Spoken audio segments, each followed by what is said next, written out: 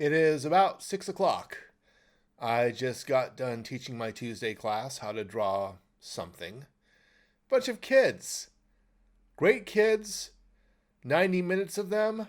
My brain wants to explode. But I have not done a BACCO on YouTube in quite some time, so let's get one in. It'll be a quick one because I'm about to fall over, so let's get one in. Let's get one in. Okay, profiles. I'm not talking about the entire body. I'm just talking about the face. Like if you look at my face with this big giant nose and these massive ears and this gumpy little chin, I know I don't look like Brad Pitt. But there is a way to put this all together. There is a way to line everything up, especially if the mouth is open. There is a hinge right here, and if you know what to look for and what to draw, how to draw it in a certain order, drawing a profile face is not going to be that difficult. So this is going to be a quick one. I just want to get one out, so let's go. We are once again using Autodesk Sketchbook to work this out. And the first thing we're going to do, the first thing we're going to do is choose the correct brush texture, like a pencil. There we go. We'll do something like that. Well, not like that. Let's do a regular circle. Now keep in mind, the circle does not have to be perfect. It doesn't matter. When you're doing this, something that looks like a pancake, that's good enough. I'm going to have this character looking down a little bit. So, like before, you do a little plus sign. Again, I'm done. I just finished quite literally teaching 11 kids for an hour and a half. So my hands are a little... So if my stuff starts looking like that or like this, you'll know why. It's just... They're great kids, but it is what it is. Now, really quick. You do this plus sign. You've put this in 4 quarters, almost like a pizza. 1, 2, 3, 4. Now what you want to do is 1 quarter and the 3 quarters. You want 2 little lines right here. There's a reason why we're doing this. It looks like a lot of lines. Keep in mind you draw this very, very lightly. And in a moment I'll show you why you're doing this. This is all going to be erased. This is my bottom layer, my blue pencil layer. I'll go over this in a moment. The chin, you kind of figure, you want to know if the person has a regular chin, long chin, short chin, no chin at all, gumpy sort of like this. But say the person just has a regular chin. Right off the curve, right off the edge, almost like a waterfall. Where this meets, right about here, is where the chin ends. The ear is what you want to do next because the jaw meets up with the lobe of the ear. So I usually start the ear right about here, bring it down like this. You can sort of see it forming already. This side of the line. Now, you bring it up. And you can have a strong jaw. You do something like this. Or a round. If you're doing a female, usually round is better. If you're doing a male, angle. We're going to do a female today. Draw one. And that's how I do it. The nose. If you look at your nose, the bottom of the nose usually comes right at the bottom of the earlobe. Something about right there. So you can have like a little nose right here. How you draw the nose, it could be like this. It could be like this. It could be a little button nose like this. However way you want to draw it. Again, this is in the rough stage. Don't worry if you're making mistakes. This is basically the light pencil stage. This is where you want to make your mistakes and make your corrections. I'll have a little something right here. And if you hear any background noise, those are my neighbors talking very loudly. That's the kind of building I'm living in. Everyone speaks loudly. A bunch of actors emoting as far as I'm concerned, but hey. I'll do the top lip. Now what I'm going to do is I want to try to figure out where the eyes go. Now I'm going to put the eyes below this center line right here. Again, this is why you draw these lines. I'll get to this line in a moment. If you're drawing a eye straight ahead, Maybe you'll have something that looks like this. That was a horrible eye.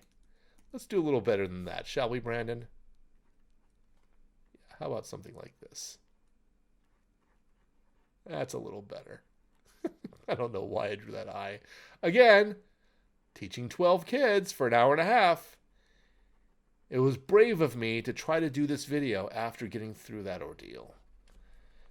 But when you're doing it from the side, usually it looks something like this, which is exactly what we're going to do. Top of the eye. The bottom of the eye, there's a little cheek right here, like that. Eyebrow will go about right here. I'm actually drawing somebody here, so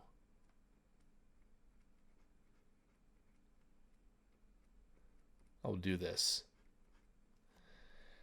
Mouth, this is interesting here. When you get to the mouth area, remember what I said in the beginning, there's a hinge right here. If you put your, look at the top right hand of the screen. I don't want to go back to the full screen.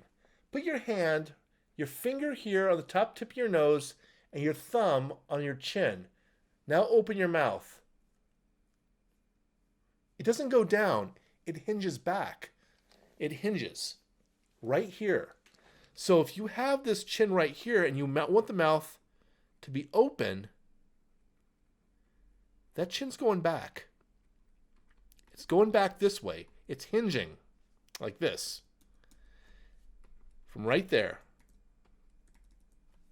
So that is what you're going to do. This chin is no longer here. It's swinging backwards like this. And the mouth is opening up. A lot of people, when they're drawing mouths, they draw it like that, with a mouth going down, almost like in a cartoon, the mouth dropping to the floor. That's not how it works.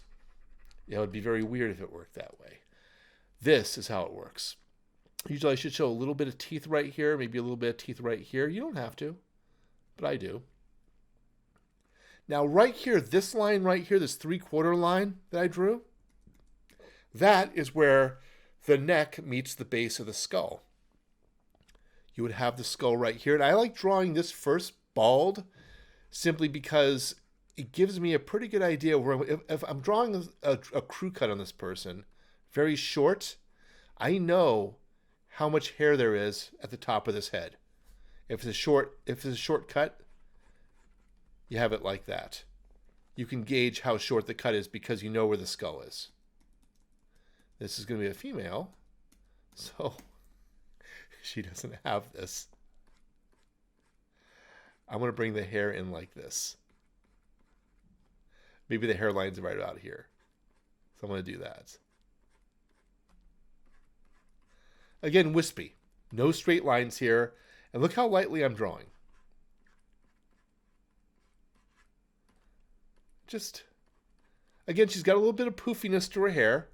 So if you touch the top of your head and feel the poofiness of your hair, from the very top of the hair, you press down until you're reaching the skull. That depression is what I call poofiness. There's a technical term for it, but again, it's past 6 o'clock on a Tuesday, and I got done teaching a bunch of kids for 90 minutes, and my brain's not quite functioning the way it should, so poofiness it is. And I keep it at a decent distance, you know, not a decent distance, but a uniform distance from the skull. Like this. Now, she has long hair, but you might still see maybe a little bit of the neck. Perhaps the shoulder's right here. The hair is flipped back behind the shoulder. So we're going to put the neck right here. Like that. And of course, if she had no hair, you would see this part, but she does. I draw it anyways, because what it does, it sets up the shoulders. If the neck is craning forward, the shoulders are going to be, if your neck is forward, you know where the shoulders will be back here, behind the ear. So her shoulder will be right here. It's not going to be up here. If she's leaning forward, Shoulder will be right there. And then I could just bring the hair behind the shoulder if I wanted to. And if you see a little bit of the back of the neck, so be it. It's a game time decision. I can tell you right away that I'd probably want to bring the hair back here a little bit.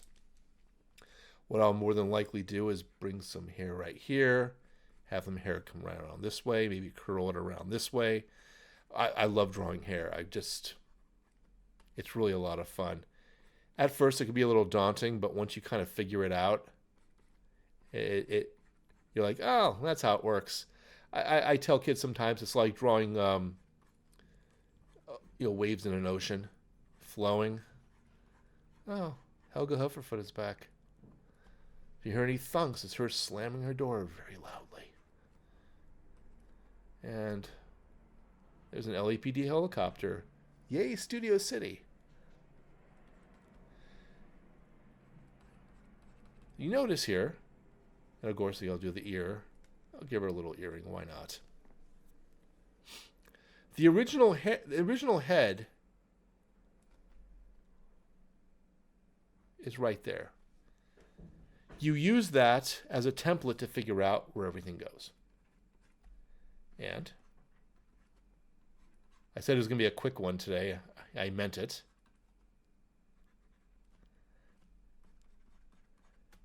Maybe you'll have something right there. Maybe you know where maybe her shirt collar goes, right here.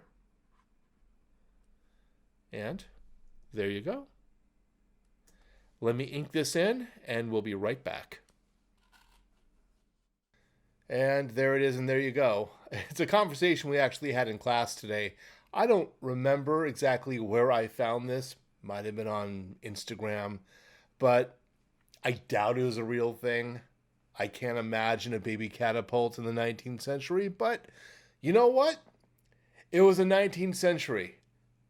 They were experimenting with a lot of things. I suppose they tried this once, shot the baby through a window, and said that's probably not the best idea in the world. So there it is, and there you go. It was a quick tutorial. I didn't go into a lot of detail, like the nostrils, things like that.